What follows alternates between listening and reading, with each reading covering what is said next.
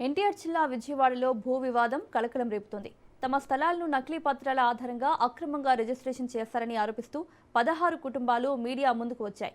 తమకు న్యాయం చేయాలని రాష్ట్ర ప్రభుత్వాన్ని వేడుకున్నాయి.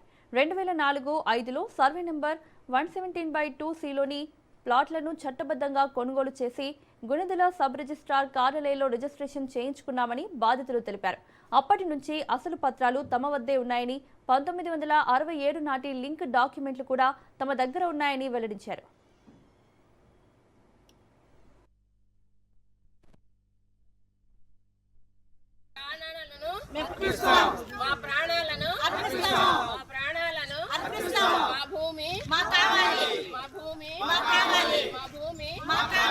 చంద్రన్న గారు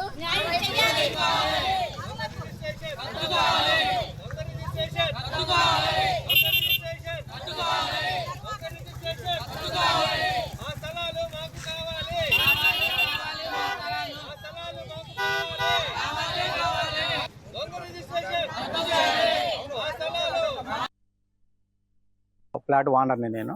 నాకు 3 సెంట్లు స్థలం ఉంది. దీంట్లో ఇంకొక 5 సెంట్లేమో అమ్మాయికి కట్న కింద గిఫ్ట్ డీడ్ ఇచ్చాను. ఇప్పుడు జరిగిన 30వ తారీఖు మేము ఈసీ తీపించుకుంటే అందుట్లో ధూళిపాల శ్రీకాంత్ అనే వ్యక్తి రిజిస్ట్రేషన్ చేసుకున్నట్టుగా తెలిసింది మాకు. ఈ యొక్క 16 డాక్యుమెంట్లు సబ్ రిజిస్ట్రార్ గారు మా పేర్లు ఉండగా ఎలా రిజిస్ట్రేషన్ ఆయనకి ఎలా చేశారు? మా 16 మంది పేర్లు కనపడుతున్నాయిగా. కనీసం అసలు చూడాలి కదా, అది ఏంటనేది చూడాలి కదా. చూడకోకుండా అలాగ రిజిస్ట్రేషన్ చేసి ఇప్పుడు మేము ఎంత శోభ అనిపిస్తున్నామో ఆ భగవంతుడు తెలియాలి. మాకు ఉన్నది ఇది ఒకటే, మాకు వేరే ఆధారం అంటే ఏం లేదు. డెత్ సర్టిఫికేట్ అండి ఫేక్. ఇవన్నీ సృష్టించి పోలీసులు కూడా తెప్పించారు ఫేక్ అని. ఇవన్నీ సబ్మిట్ చేసి కంప్లైంట్ ఇచ్చాము. వాళ్ళు తెప్పించిన కాగితం ఇది అంతా ఏంటి. తర్వాత ఇది కలెక్టర్ గారు గుణదల సబ్ రిజిస్టర్ గారు అండి చేసింది రిజిస్ట్రేషను. తర్వాత మాకు కలెక్టర్ గారు ఇచ్చిన ఆర్డర్ కాపీ. 2023లో ప్లాట్ల మధ్య ఉన్న 40 అడుగుల రోడ్డుకు సంబంధించిన స్థలాన్ని విజయవాడ మున్సిపల్ కార్పొరేషన్కు గిఫ్ట్ డీడ్ ద్వారా ఇచ్చామని, తమ భూములను 22A జాబితా నుంచి తొలగిస్తూ అధికారులు ఉత్తర్వులు కూడా ఇచ్చారని తెలిపారు. అయితే సాతులూరి పరశురాం, ఆయన కుమార్తెలు మరికొందరు నకిలీ వీలునామాలు, మరణ ధృవీకరణ పత్రాలు సృష్టించి తమ భూములను స్వాధీనం చేసుకునేందుకు ప్రయత్నిస్తున్నారని ఆరోపించారు. జూన్ 30, 2026న తమ ప్లాట్లతో పాటు మున్సిపల్ కార్పొరేషన్కు ఇచ్చిన రోడ్డును కూడా మరో వ్యక్తి పేరుతో రిజిస్ట్రేషన్ చేశారని వాపోయారు. అది పెరిగి పెద్ద అయినాక మా అమ్మాయికి కూడా ఇచ్చాను నేను 3 సెంటు. ఇక పిల్లలు పెళ్ళిళ్ళకి వచ్చేసారు. ఈ లోపల నాకు బ్రెయిన్ షోక్ వచ్చి నేను ఇంట్లోనే పడి ఉండి ఇది వార్త తిన్నాక నుంచి చాలా ఇబ్బంది పడిపోతున్నాం. ఇప్పుడు ఇది ఈ మధ్యన మళ్ళీ ధూళిపల్లి శ్రీకాంత్ అని ఆయన వచ్చి రిజిస్ట్రేషన్ చేసుకున్నాక నేను మంచానికే పరిమితం అయిపోయి వీళ్ళేదో అందరూ వస్తారులే నానంటే తీసుకొచ్చారు సార్.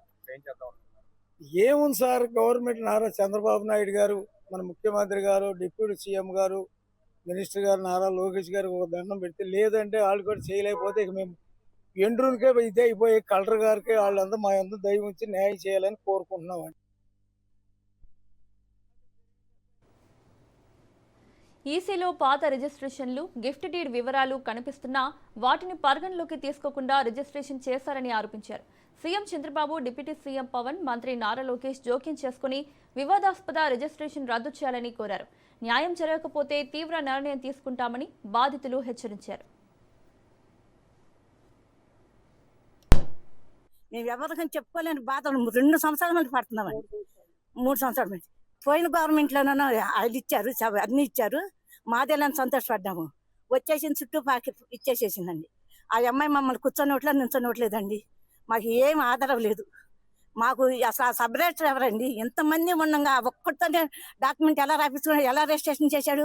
ఎంతమంది అక్కర్లేదా? ఆ అమ్మాయి ఒకటినా వాళ్ళే వస్తారు సరిపడ్డా? ఆ అమ్మాయి పుట్టింది ఊళ్ళో, పెరిగింది ఊళ్ళో. సంబంధం లేని వాళ్ళు వచ్చి వాళ్ళు చేస్తున్నారు. అసలు ఇన్ని సంవత్సరాలు పుట్టి పెరిగి పెళ్లిళ్ళై పిల్లలు పుట్టేదాకా ఆ అమ్మాయి ఇదే ఊళ్ళో ఉంది. ఇన్ని సంవత్సరాలు రాని మట్టి ఇవాళ ఇవన్నీ పెరిగి డెవలప్మెంట్ అయింది, డబ్బులు వచ్చేసేస్తాయి అని చెప్పేసి అని అధికారంతో వచ్చి ఈ రకంగా మమ్మల్ని ఏడిపించేస్తుందండి.